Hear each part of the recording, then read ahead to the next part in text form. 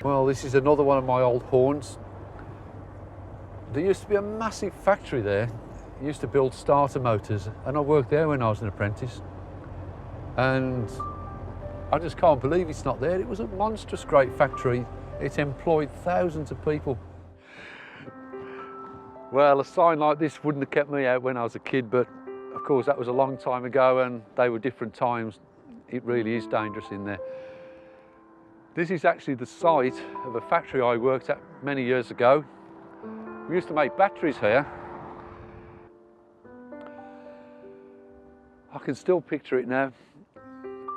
There's 500 men in there working in acid and lead, bakelite, building batteries, but it's all gone. All that's left is a pile of bricks. It's quite sad in a way. Well, these are the offices to the factory, and it looks like even they are due for demolition soon. Great shame. You're probably wondering how someone like me, who was brought up in an environment like this, became interested in pike and pike fishing. Well, yeah, we were, kind of. I mean, there we were assuming it was all because of your background. But then Mick brings another surprise. Yes, it's another one of those cosy fireside chats that brings out yet another nostalgic streak. And it turns out that a very important influence wasn't just where he lived, but the people who raised him. I've got lots of great memories of my dad. He was fishing mad just like me, and that's where I've got it from. But one memory that really stands out, I remember when we lived in the old prefab just on the edge of Birmingham. And I remember I used to wipe away the condensation off the windows to wave goodbye to him. And there would be my dad with his cloth rod bag and his fishing basket, just standing on the corner and waiting for a lift, somebody to take him fishing. He'd have his old cloth rod bag on one shoulder and his wicker fishing basket on the other shoulder. This is the really exciting part now, because when we waved my dad off, we used to talk about what was he going to come back with, because he nearly always won something. And you know, sometimes it might be a pair of sheets, another time it might be a big silver cup, but we really liked it in the winter time when he came back with a great big turkey. So far we've seen Mick fishing on two of the finest rivers in the country. But what about still waters? For the really keen pike fishermen determined to catch the biggest pike that swim, the large reservoirs present the ultimate challenge. Mick recently travelled back to Blithfield Reservoir. Well, I'm sitting here by Blithfield Reservoir in Staffordshire, looking out across the water and thinking, can I get out today in the boat? I'm trying to pluck up the courage to go. It's really wild and windy out there and the rain's tipping down. I probably will go out. I actually came down yesterday. This is my second day. And you know, the difference in the 2 days, it's like chalk and cheese. Yesterday was quite a manageable day. Okay, it was a bit windy, but we didn't have all this rain and blustery wind. When I arrived at the reservoir, the sun was just rising over the dam and it looked really spectacular. I drove around the reservoir and You know, the sky was blue, there was hardly a cloud in the sky, and it was almost flat calm. And it just really, really looked inviting. And I couldn't wait to get in the boat and get out there and try and track down a big pike. As I loaded the boat up, my head was buzzing with thoughts about where these pike could be. And I've fished here quite a few times over the years, and my experience told me they're probably up in shallow water. And I thought, well, where's the most likely place to find them? And I remembered a bay that we fished a few years ago where at this time of year there was quite a few pike there. So I headed straight for it. I love using the drifter float. It's got a big vane on it that catches the wind, and it helps to drag the bait across the water. And you cover a lot of water with the drifter system. And it was going out beautifully. I'd worked out the depth setting perfectly, and you know, within minutes the float just sailed away, and heart was going. I thought, this is my chance. There's big pike in this reservoir. Wound down, struck, and there was nothing there. Whether a big fish had dropped the bait, I don't know. Whether it was just a little jack pike, I don't know. That really is a blow. Missing a take like that could be the only take I get all day. I tried various favourite lures, tail baits, spoons, and cast all around the boat. And this probably went on for an hour or so, and I thought, well, maybe I'm not going to get another one. Then all of a sudden, wham, the drifter went down again. Heart started racing, all these thoughts of a big pike in my mind, because we have had some big pike in the past from that bay. And I wound down, and of course they all feel good in cold water. They don't really fight, they're just a heavy weight. But as it came to the boat, it was a lovely pike. It wasn't a big one by any means, but it was a pike, and I'd opened my account, and it was, I've got to say, it was a really beautiful looking fish. Look at the colours on that. I have noticed the Blithfield fish have got very special colours, little bits of orange, little flecks of lemon, beautiful fish. Oh, that's a strong fish. Oh. You know, these trout waters, you read about them, you hear about them, and you think you're just going to turn up and catch a big fish, but the reality is that most people don't, and they're not as easy as you think. Take the other day, for example, I got a chance to fish a small trout water. A friend took me down there. They stocked with a lot of trout. We threw everything at them, live baits, dead baits, lures.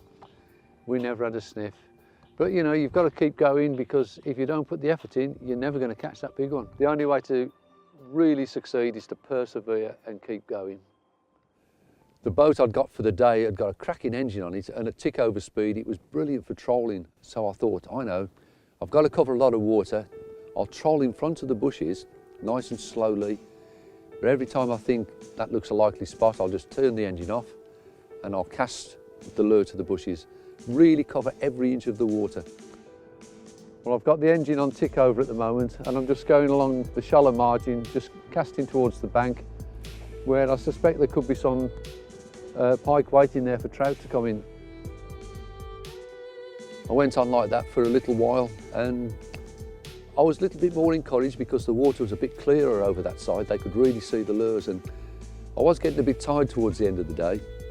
And I'll admit I was sitting down casting, and then it often happens when you're least expecting it, when you're at a bit of an all-time low for the day. And I suppose, oh, hang on, I've got a fish here.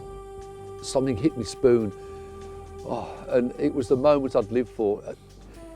Of course, I was expecting it to be a real monster. You always do on Blithfield every time you have a bite. And it wasn't a bad fish, I've got to say. Do you know, as I lifted the pike into the boat, I thought, this is going to be a 20-pounder. And I got excited at the thought of it. And do you know, I've caught nearly 350 20-pounders, and yet I still get excited at the thought of catching another one. I don't know why. I think that was the magic of pike fishing when I started, to catch a 20-pounder. And that magic is still there. When I put it on the scales and the needle showed it was over 20 pounds, I don't know, I just felt complete and satisfied. It was only an ounce over 20 pounds, but it didn't matter, it was a 20-pounder. Well, it was worth waiting for. In my hands I got a fine example of a trout water pike. As I slipped it back over the side, I gave it a few admiring glances, and she was back into that icy cold water. Well, as much as I've enjoyed the day and I've caught a nice fish, I don't know, I'm feeling a little bit sort of cold, worn out. even lonely to some extent. I just want to get back home, get by the fire and see that hot dinner on the table. You know, the other day I came across an old photograph, and when I looked at it, all of a sudden I realised why I fished. It's all crumpled and it's taken on an old Brownie 127, and you can hardly decipher what it is, but I know what it is. It's a picture of my family lined up along the Birmingham-Worcester Canal having a family fishing match. Everybody in my family fished. I struggle to think of somebody who didn't fish. And I think on that day there was 28 of us, and we just did it for the fun of it. You know, we probably all put a shilling in each and the winner took all. And you know, I never ever saw any other families fishing like that on such a scale. But you know, I look back and I'm quite proud of my family. First thing I'll say about them, that they were a real rough-ass bunch. I mean, we all originated from the market area down Birmingham city centre.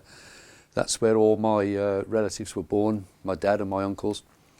And they all went in the army, and when they came out, they were a real load of rogues, and they were gamblers, playing cards all the time, drinking whiskey, smoking. But every one of them worked, and they worked hard. And their way of relaxing was to go fishing. And I think it was obvious that I was going to be drawn into that way of life. I didn't get into all the smoking and gambling, but I certainly made up for it with a bit of extra fishing. As well as fishing, one of Mick's other passions is railways. Yet, returning to the railway yard at Tyseley wasn't about seeing the trains. It was more about trying to figure out how the deep-seated connection with Pike began for a lad born in the middle of Brum. Well, I've stopped off down by the old railway yard at Tyseley, and this was somewhere I spent a lot of time when I was a kid. I was fascinated by trains. Most of what I remember is gone. The old steam engine sheds used to be here, but it's all diesel now. And it doesn't get any tidier by the look of it. But anyway, back to the story. This connection between me and Pike, how did it all start? Well, I've got a theory, and I take it right back to the day I was born. I actually encountered a pike when I was only a couple of hours old. I was born at home, and obviously after I was born I was wrapped up and laid out for everyone to have a look at. I was laid out on the kitchen table, in fact. The family all gathered round to take a look at me. There was aunties, uncles, my grandmother was there. But my dad wasn't there. My dad was out pike fishing.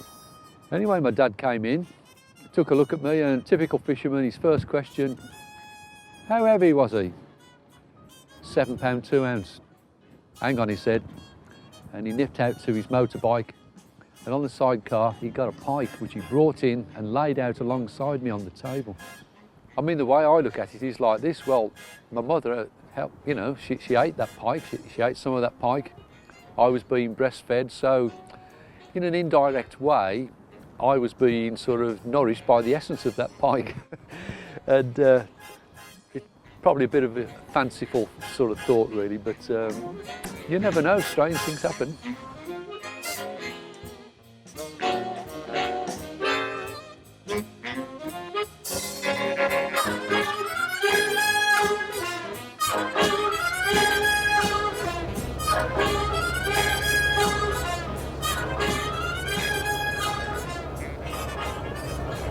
Anyway, whatever the reasons for the young Brown's fondness for pike, a driving licence helped to turn an interest into an obsession.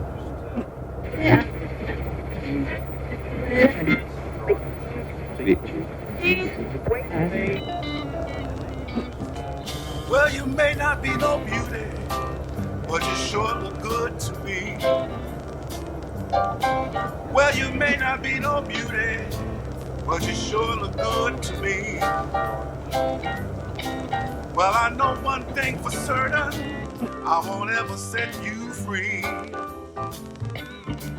Well, you give me a million reasons to walk right out the door.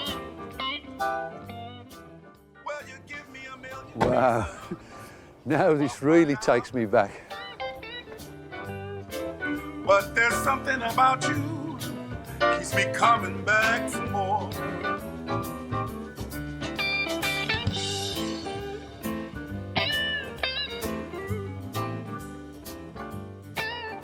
With a set of wheels at his disposal, as a young man in his 20s, Mick wasted no time in indulging his passion for Britain's iconic freshwater predator, travelling as far and wide as Devon, the Fens and the Norfolk Broads. Yet, at this stage in his life, the venue that drew him back time and time again was a little closer to home, Tewkesbury and its famous weir pool.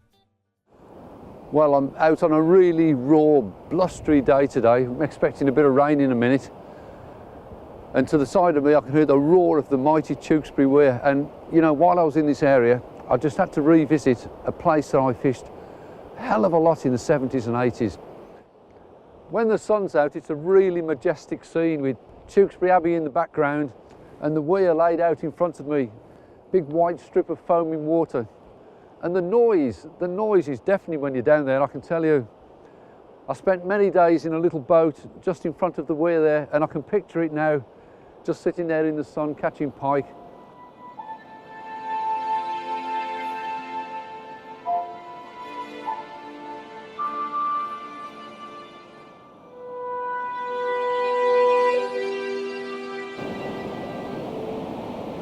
You know, I look at that weir now and I think, why did I risk my life just to catch a pike?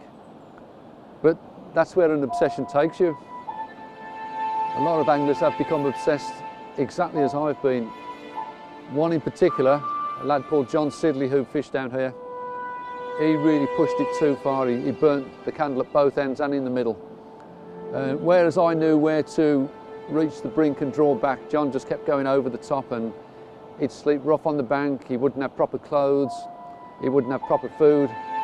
And the human body can't take that year after year, and I'm sure, you know, sadly, that contributed quite significantly to John's untimely death at the age of, I think, 42. Revisiting Tewkesbury Weir was clearly an emotional experience for Mick, and after mourning the loss of a similarly pike-obsessed brother, it wasn't long before the good memories came flooding back. Oh, I can just see old Sidley out there now in his boat, anchored up, risking his life, probably throwing out a £2 chub live bait. Those were the days, eh, John? But yeah, it just didn't matter what the weather was. Old John would certainly be out there. If the river was in flood, he'd go over in the dead arm into the slack water. But when the river was low, that was the time when we would get out in this pool, get the boat in, and we had some wonderful, wonderful fishing. But I suppose John, you know, he could still be here today if he hadn't pushed himself too hard, but he was just obsessed with this water and he just lived for coming down here.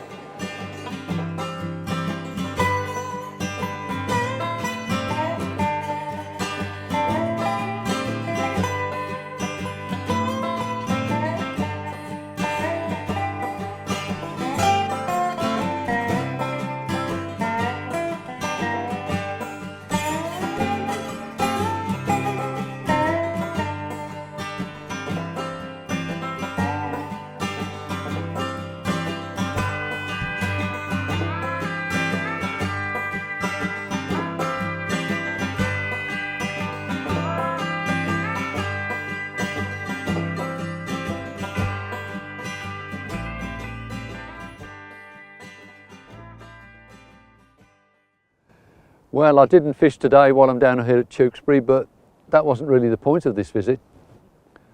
I have fished this week though, because I've been in the area for a few days, and a couple of days ago I went up to Hampton Lode, another one of my old favourite haunts. I fished it in a pretty traditional way really for fishing the Middle River, just wandering up and down the bank with a couple of rods, dropping baits in, one swim here, one swim there, just waiting 20 minutes or so to see if I can get a run. I've got to say it was quite hard work.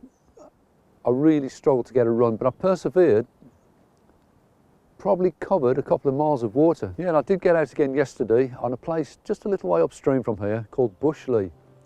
And I managed to get hold of a mate's boat for the afternoon and take it down the river from up to Marina and anchor in a swim that we used to fish in the past. We used to call it the bream hole. You can imagine a swim 20 foot deep full of bream. There's got to be some pike in there, and there usually is.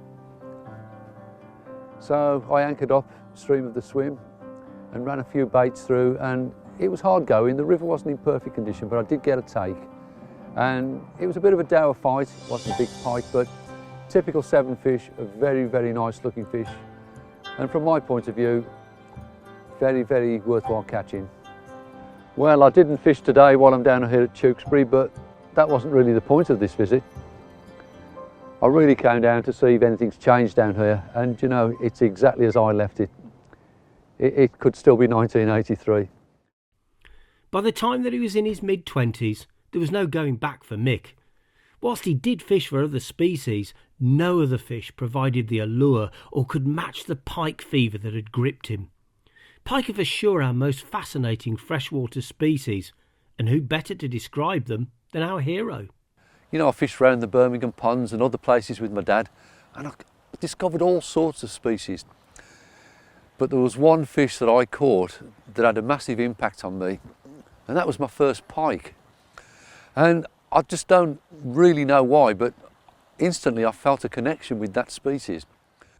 There are lots of different pike around the world, but the one we have in this country, we just call it the pike, but to give it its Latin name, it's Esox lucius.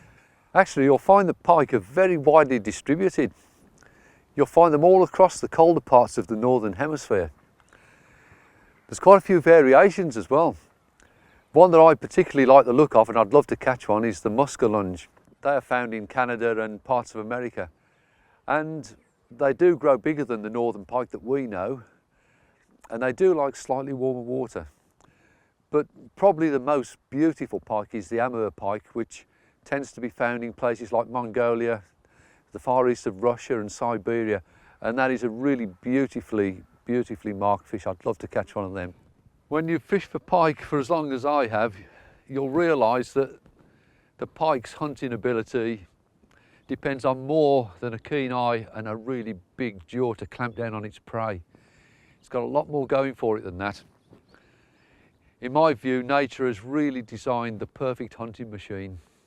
You know, it's a funny thing, when I started fishing for pike, it was purely for the fun of catching them, and I just caught loads and loads, and you know, after you've caught a few hundred, that becomes a few thousand. I don't know how many thousands I've caught. Suddenly reach a point where it just seems pointless catching another one and just writing the weight down in a logbook. I mean, you'll never be satisfied, you'll never catch too many. So what I suddenly started to do was take a lot more interest in the individual pike I was catching, looking at them more closely, and my mind was asking me, why do you get short, fat ones? Why do you get long, thin ones? Why do you get variations in colour? And you get all these things. Why is every pike unique? It's got its own distinctive markings, just like our fingerprints. And this is how I look at things now. Every pike I catch, I can find something interesting in it. Well, you may not be no beauty, but you sure look good to me. Well, you may not be no beauty, but you sure look good to me. Well, I know one thing for certain, I won't ever set you free. Well, you give me a million reasons to walk right out the door. Well, you give me a million reasons to walk right out the door. But there's something about you keeps me coming back for more.